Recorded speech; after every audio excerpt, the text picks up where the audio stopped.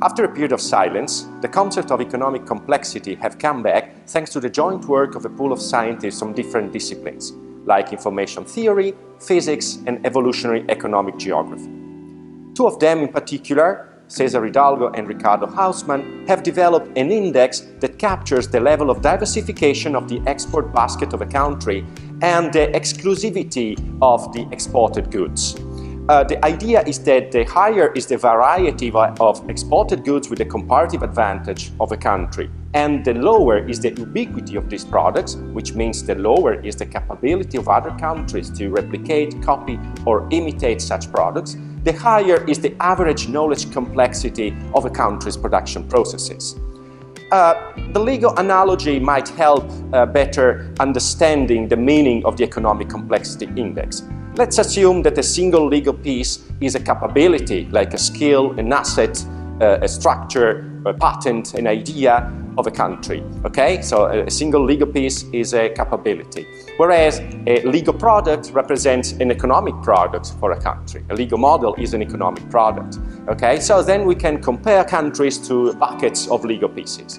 So the capability of a country to accumulate and combine or recombine these different capabilities, okay, is similar as the capability of a constructor to put together different legal pieces of different colors and generate more diversified and more complex goods and products and legal models. Okay, so in the same vein, we can assume that countries can recombine different capabilities of different types, okay, and then generate new and more complex products that can be exported with a comparative advantage. However, Hidalgo and Hausmann remain silent on the underlying mechanism through which countries or regions accumulate and combine these capabilities.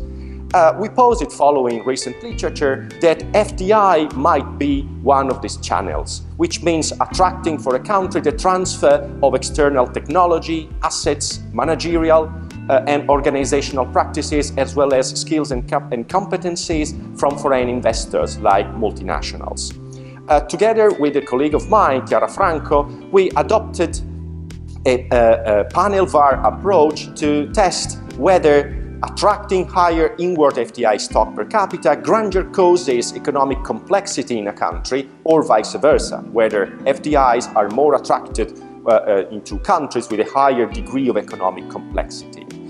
We merge FDI data from UNCTAD and data from the Atlas of Economic Complexity provided by Harvard University, and we obtain a final pool of 117 countries and 22 years from 1995 to 2016.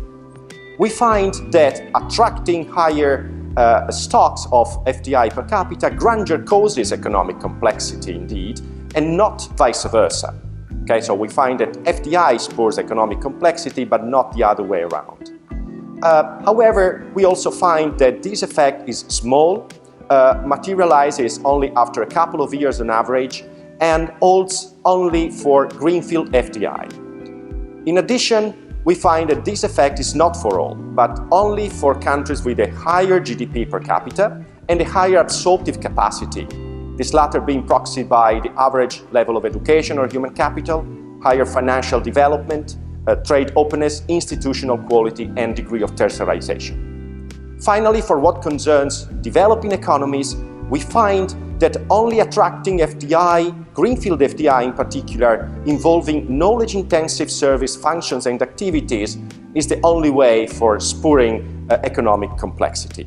This poses serious challenges for trade and industrial policies in those regions.